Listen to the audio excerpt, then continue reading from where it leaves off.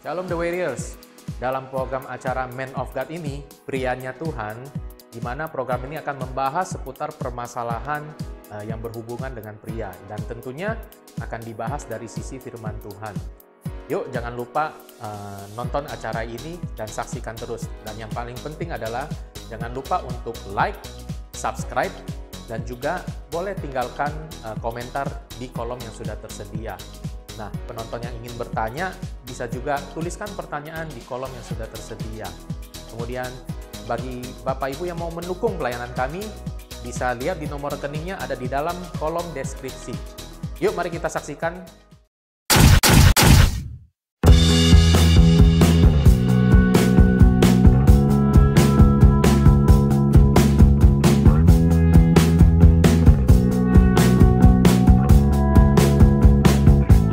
Shalom, sahabat The Warriors, para pecinta Man of God, dimanapun teman berada hari ini, kita jumpa kembali dengan saya Mas Bimo, teman saya baju hijau ini namanya siapa namanya teman saya baju hijau? Hello The Warriors, penggemar Man of God dengan saya yang ini. Oke, dengan teman saya baju ungu nih. Haleluya. Salam Bang Farul, Bang Oji. Mantap. Bagaimana kabar semuanya? Ya, luar biasa, Master Bimo, luar biasa, oke. Sehat-sehat selalu. Semua dalam pemeliharaan tangan Tuhan ya. Amin. Hari ini kita bicara apa sih, teman-teman? Mengenai keluarga berencana. Bagaimana pendapat kita mengenai keluarga berencana, Pak Bimo? Keluarga berencana. KB ya, berarti betul. Ya, betul sekali, Pak Bim. Oke. Om Farul. Yuk. Lu tahu tentang KB sejak kapan, Om Farul? Sebenarnya KB itu gue tahu sih, Bimo udah lama ya, mungkin sekitar tahun 80-an lah kalau bisa gue ya. Betul. Nah, itu adalah pencetusnya adalah pemerintah, Bimo. Iya. Pemerintah punya alasan. Jadi KB itu adalah cara pembatasan untuk apa kita punya anak sih, Bimo. Gitu. Oke. Makanya di Indonesia ada badan BKKBN ya? Iya. BKKBN. Badan Koordinasi Keluarga Berencana Nasional ya. Nasional. Jadi itu berarti program dari pemerintah Indonesia untuk membatasi atau mengatur jumlah populasi penduduk Indonesia gitu ya. Betul. Oke, karena berarti gini, kenapa sampai muncul BKKBN? Tentunya ada alasan dong ya. Berarti kan Indonesia banyak orang-orang yang di kan kepulauan nih ya. Di kepulauan ya, mereka tersebar sampai di ujung-ujung pelosok-pelosok negeri kan. Biasanya orang-orang di pedalaman itu atau orang daerah itu punya pahlawan gini teman-teman, banyak anak banyak rezeki gitu kan. Wah, ya, benar. Slogan itu tuh ya? Masih sekarang kayak sampai sekarang masih tuh kayak begitu tuh bro. Masih slogan ya? Itu masih ada. Kalau gue pulang ke daerah gitu ya, kadang gue lagi kok gue mati kenapa sih ya orang-orang di daerah itu khusus di pedesaan itu banyak anak gitu ya. Terus akhirnya gue dapet alasan mungkin agak frontal alasan gue gitu. Karena ternyata mereka tuh jam 7, jam 8 tuh udah sepi nih. Udah tidur. Ya, udah tidur, nggak ada alasan lain lagi. Ya udah, nggak ada hiburan. Ya udahlah, kita buat anak aja. Nggak ada kerjaan, ngilik-ngilik jadinya gitu ya. Cuaca ekstrim, Om. Cuaca ekstrim. Cuaca ekstrim lagi. Iya, kayak gue pengen pergi ke Manado nih ya, ke Sulawesi Utara itu ada di dua daerah itu gue dapat gini. Ada satu keluarga itu anaknya 5 gitu ya. Yang 1 sampai ke 4 itu perempuan, lalu yang terakhir ini dapat anak bayi itu laki-laki. Terus yang kedua ada keluarga hamba Tuhan juga, ya terus 3 atau 4 anaknya laki-laki, terus yang terakhir sudah mengandung anak perempuan gitu loh. Jadi gue berarti kebanyakan sih emang karena kurang hiburan, ya jam tengah malam kegiatan, gak ada kerjaan.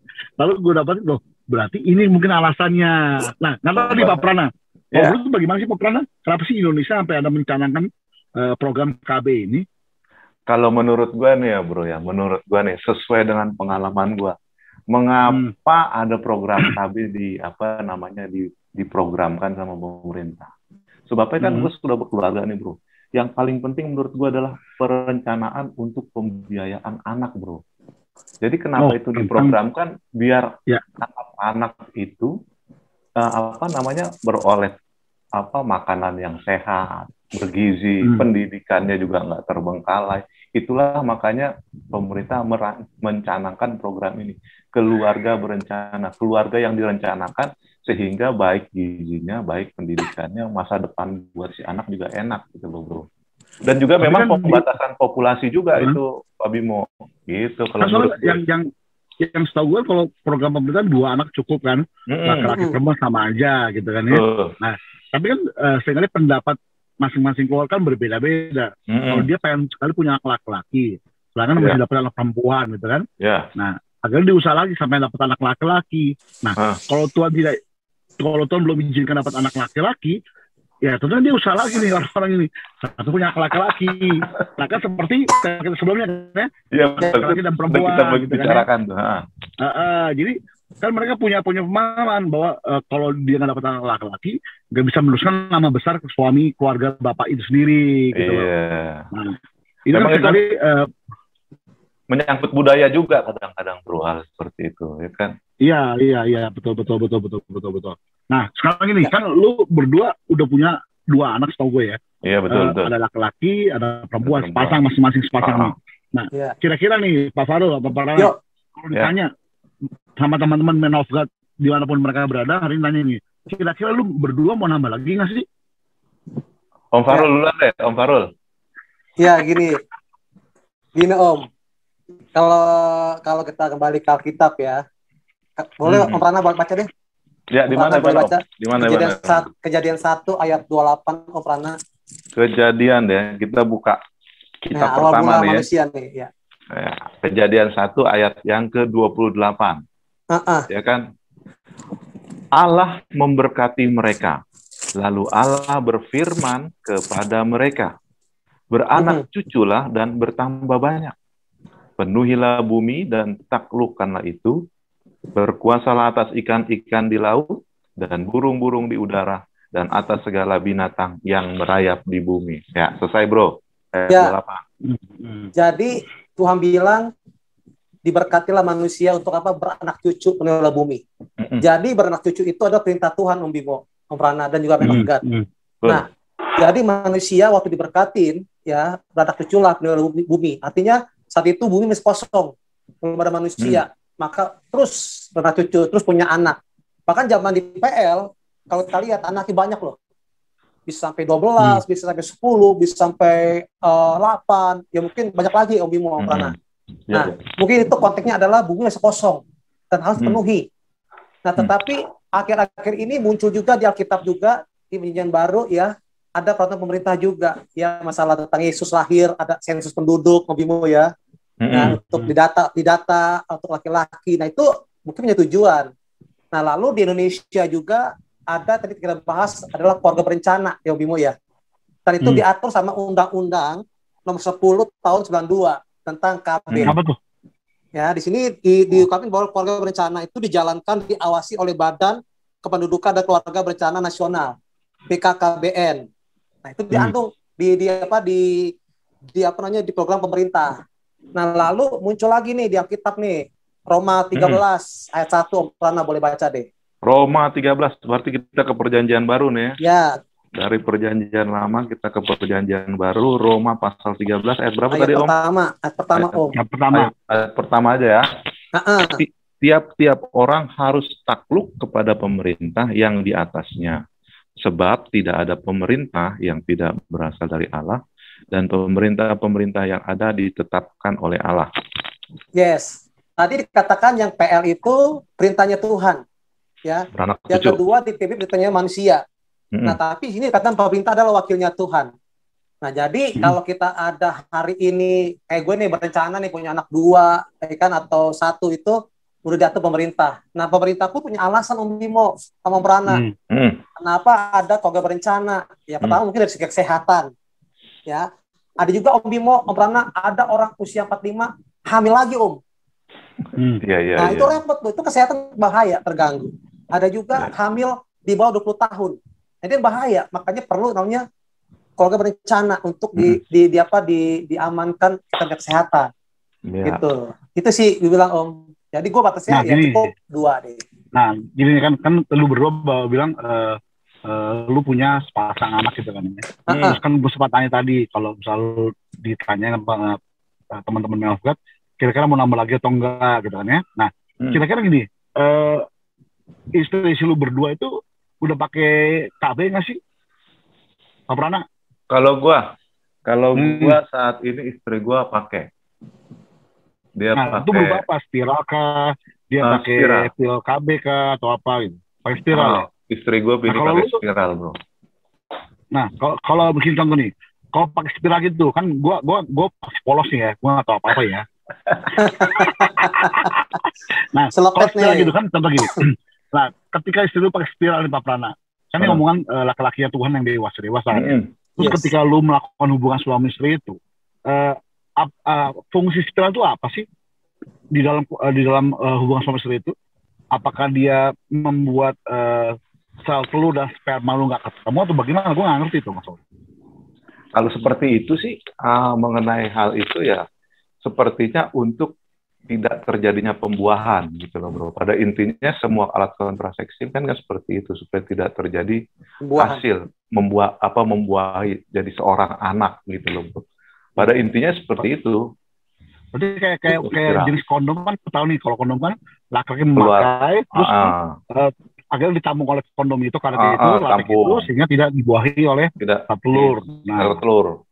Nah gitu. Kalau pil KB setahu gue itu juga meredam supaya tidak dibuahi gitu kan ya. Ya intinya semuanya seperti itu kebanyakan bro. Nah tapi gue pernah punya kasus ini Pak Prana apa? Ada teman gue hamba Tuhan, anak udah banyak. Terus tiba-tiba udah usia mereka tuh 40-an lebih ya. Istri pakai spiral, tiba-tiba jadi itu berdua. Nah kenapa gitu ya? Nah, berarti gini, seringkali kan orang bilang gini, manusia berencana, tapi Tuhan yang berencana. Betul Om. Banyak kasus juga. Banyak kasus gitu. Memang sepintar-pintarnya kita mengelola supaya tidak terjadi, akhirnya ya bisa jadi juga. Kayak yang pakai kondom bisa jadi. Probabilitas untuk dibuahi, berarti ada lah ya. Ada ya. Iya, mungkin 1/100, 1/1000 gitu ya. Nah, kan soalnya berkata Pak Pran tadi, ada juga yang pakai kondom nih ya, teman gua gitu ya. Terus jadi juga gitu kan. Nah, ini kayak lu bro, Pak Pran. Lu kan istri lu baru melahirkan ya, baru beberapa bulan lalu kan ya. Nah, sekarang setelah dia melahirkan ini, nanti gue sempat tanya kan, kira-kira lu masih punya anak lagi atau enggak gitu kan. Kalau enggak, nah terus bagaimana caranya supaya lu bisa mengatur waktunya, atau bagaimana cara supaya nggak lu tetap kebutuhan seksual tetap terpenuhi, tapi nggak jadi anak gitu loh. Bagaimana Pak Faro? Ya kalau gue baru lahiran sih Om, ini baru 4 bulanan lah gitu loh. Anak kedua. Jadi bagi gue kayak cukup deh 2 anak ya. Terus kedua waktu gue lahiran, biniku pengen KB spiral gitu loh. Cuman dokter nggak kasih. Kenapa nggak kasih? Karena usia masih muda Om Bimo. Itu nggak dikasih dokter. Jadi kalau kita mau KB itu pasti dokter akan tanya usianya berapa, apa tujuannya. Pasti ditanya tuh. Rata-rata kalau masih muda itu dilarang untuk KB spiral, itu bahaya. Nah makanya antisipasi gue adalah ya kita main ini aja kalender atau apa. Oh steril namanya ya. Steril dulu, sorry isi steril dulu, bukan spiral. Steril. Nah itu nggak boleh dokter. Steril. Nah ini nggak boleh dokter karena usia masih muda. Gitu, oh iya. Bukan spiral ya, sorry steril. Nah, jadi kan ada yang spiral, ada yang steril, ada pil KB, ada kondom gitu kan. Ada suntik juga Om. Iya, vasektomi gitu kan. Jadi ya kan maksudnya banyak cara supaya program ini berhasil gitu kan ya. Iya. Nah, kalau tadi bilang kan anak istri lu masih muda nih, 30-an something lah ya. Terus kata dokter nggak boleh karena masih muda kan, steril. Dokter bilang ya. Supaya sel telur itu nggak bisa membuahi sperma lu gitu kan, disterilkan gitu loh.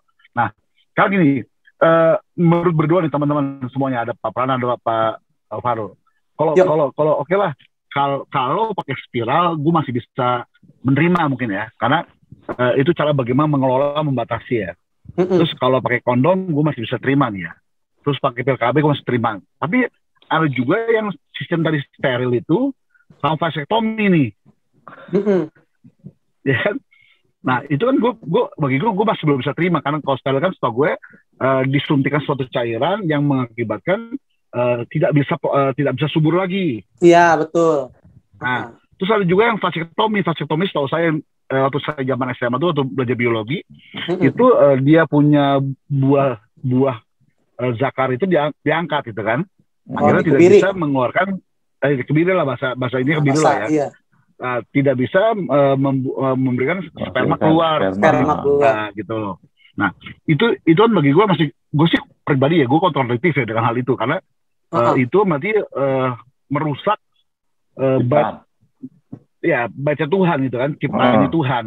Tuhan sudah memberikan itu kita kesempurnaan, kenapa dirusak gitu kan ya. Nah, dua hal itu yang gue belum bisa terima nih. Nah, bagaimana menurut teman-teman ya? Ada Pak Prana sama Pak Parol nih. Lu kalau dikasih pilihan, ya, istri lu mau di steril, ya, terus atau lu mau di vasektomi? berat pilihan lu, bro. Kayaknya Prana lebih pengalaman nih. Kalau gue sih, ini sebenarnya pilihan dari masing-masing ya. Kalau steril, bini gue yang dirusak ibaratnya ya kan. Nah, betul. Kalau vasektomi, gue yang dirusak. Nah, itu masih malah pertanyaan. Ampun Bang Jago. mendingan lu kasih pilihan yang lain kayak yang ketiga gitu. Ada nggak? Ada nggak gitu. Iya kan kalau misalnya gue punya teman ya, ya salah satu rohaniawan lah ya dulunya. Terus sekarang agak melintir lah ke hal sekuler gitu. Terus gue ketemu dia nih di suatu tempat, di sebuah kafe lah di daerah Pulau Bali gitu. Terus gue tanya, gue malah dia abangan, bang, lu kawin sama si itu udah tua lu bang, lalu gak punya cucu gitu kan. Terus dia masih muda tuh cewek. Tenang bro, gue ada di vasektomi bro. Jadi gak bakalan punya anak. Iya gitu. Nah kan dia nikah sebelumnya gitu ya, udah punya anak, udah punya cucu lah gitu. Terus tiba-tiba divorce, lalu dia nikah lagi gitu kan. Nah pas lagi nikah kedua ini kan si perempuan pengen punya anak sama si teman gue ini. Terus nggak bisa gitu kan, karena pakai vasektomi gitu kan. Ya lu resiko lo gue lagi, tapi Tuhan baik gitu. Ya kan supaya tidak ada hal yang berikutnya gitu. Ya maksud gini, berarti kan pilihan tuh kayak ada di belati di leher kan ya. Oh iya. Lu kalau milih istri lu steril, ya lu tega nggak tega, ya kan? Tapi kalau lu jadi istri lu tanya, yang mana pilihnya? Biar lu vasektomi deh pak, daripada kalau steril gitu. Jangan tuh masa depan om. Nah makanya gitu kan. Nah kan teman-teman mungkin ada seperti ini kejadian kan ya. Nah kan kita sarankan lah bagaimana. Kalau menurut lu nih Pak Farul, kalau lu memberi nasihat nih teman-teman yang pengen punya anak banyak ya, terus tidak bisa nahan nafsunya, terus dia tahu ada program KB gitu kan. Nah saran lu bagaimana Pak Farul? Nanti ke Pak Prana deh, kan lu udah punya anak. Kalau saran gue sih gini ya, man of God, kalau emang kita mampu ya, kita punya finance-nya bagus, kita bisa bijaksana, bagi gue is okay Om Bimo. Lo punya anak 2, 3, 4, 5 is okay bagi gue. Karena kan setiap orang punya prinsip beda-beda Om. Bahkan ada artis ya, yang baru kawin nih lagi viral ya kan, YouTuber pengen punya anak 3 kembar. Nah jadi masing-masing punya cara berbeda-beda. Tapi kalau bagi teman-teman man of God yang punya finansial maksudnya terbatas gitu Bimo ya, alangkah bagusnya lo ikut program KB gitu loh. Someday lo udah bisa mapan, is okay, tambah lagi. Karena gini Om, jangan punya prinsip zaman dulu yang Om Bimo bilang anak rezeki. Ya, itu benar zaman dulu begitu Om Bimo. Karena serba murah Om. Betul nggak? Serba murah. Nah, kalau zaman sekarang ini zaman udah berubah. Banyak anak, banyak musibah Om. Bayangin. Ya kan? Anak gue sekolah nih. Anak gue sekolah SD, sekolah Katolik. 1 bulan tuh gope Om. Bayangin aja. Belum buang masuk pangkalnya. Uang pangkalnya sekian puluh juta. Ya kan, bukannya buat kita sombong, bukan. Ini jangan berita zaman dulu gue SD cuma ceban bro. SMP 7.000 bro. Nah, jadi bagi gue gini Om, lo punya anak silakan, tapi lo ngukur diri, gitu loh. Ngukur diri kita sama istri sama suami. Kalau lo kira-kira mampu, is okay, jalanin. Kalau misalnya belum ada, belum siap, jangan dulu. Gitu. Nah, kalau lo pengen, ya lo pakai program KB, entah suntik, entah pakai pengaman, entah pakai apa namanya itu yang tadi orang bilang spiral ya. Spiral. Bikin itu nggak salah kok, nggak dosa kok, gitu loh. Kan itu kan salah satu aturan pemerintah wakil Allah. Itu sih yang bagi Bimo. Oke, kalau lu Pak Prana gimana Pak Prana? Kasih saran teman-teman yang lain. Kalau saran gue buat man of God, sehubungan dengan kalau misalnya kita nafsunya masih tinggi, tapi kita masih ibaratnya dikasih perekonomian yang bagus, sehingga mampu tambah anak, jalankan. Tapi kalau misalnya nafsu tinggi, tapi kita perekonomian kita tidak bagus, mendingan kita ikut program KB gitu loh. Yeah. Biar sama-sama enak gitu. Maksudnya buat anak kita enak, ke depannya mereka bagus-bagus. Sebab ya kalau sekarang kayak Pak Fahrul tadi bilang, segala sesuatunya itu mahal gitu loh. Apalagi kalau sekarang anak-anak sekarang nih gue lihat kalau di mall sekali jalan aja nggak cukup gocap kan sekali main. Gue paling nggak kalau dia sendiri ya kan. Misalnya itu tanya Fani tanya tuh. Obi punya ponakan tuh. Kalau udah SMP makan dan paling dia nonton sama teman-temannya, belum dia makan di food court. Betul. Ya kan?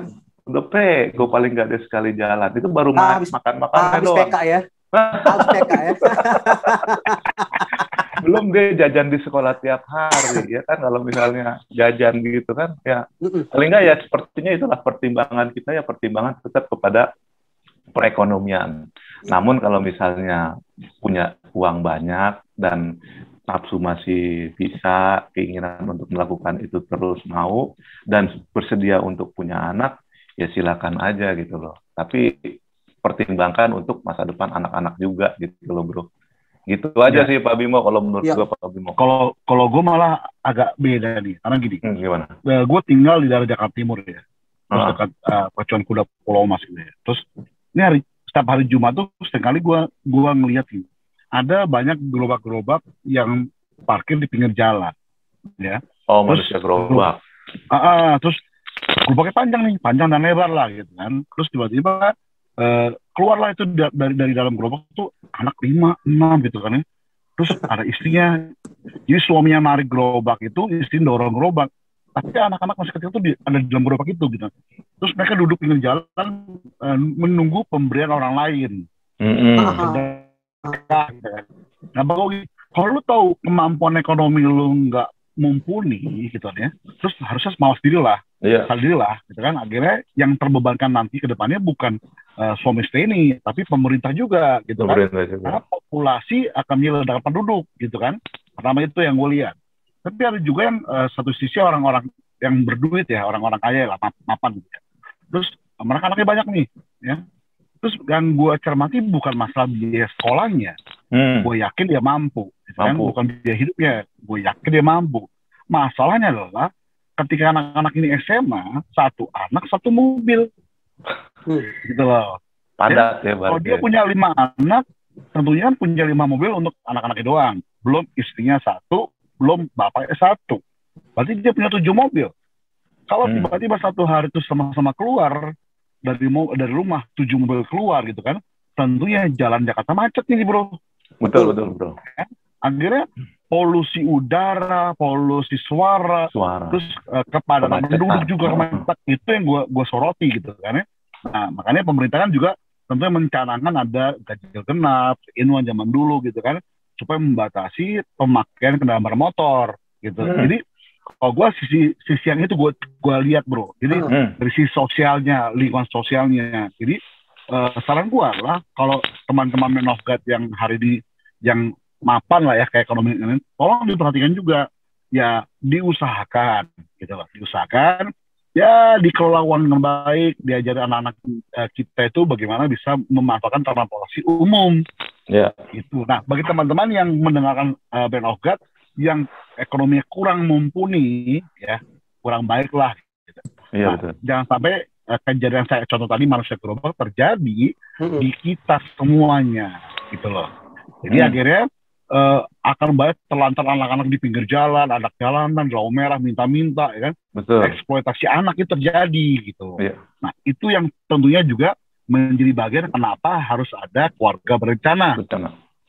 Gitu, Pak Prana. Yes. Oke, terakhir nih, ya seperti biasa nih, kan ada quote-quote yang kita berikan ya. Nah dari Pak Prana dulu nih, yang paling tua lah. Lu kalau gini, kenapa sih kata-kata itu yang paling tua? Tuh, katanya orang tua bijaksana. Tapi ternyata belum tentu orang tua itu bijaksana. Gitu. Nggak apa-apa. Ibarat kelapa, makin tua makin banyak santannya, bro. Ibarat makanan atau sayur rendang, makin banyak santannya makin enak, bro. Lanjut.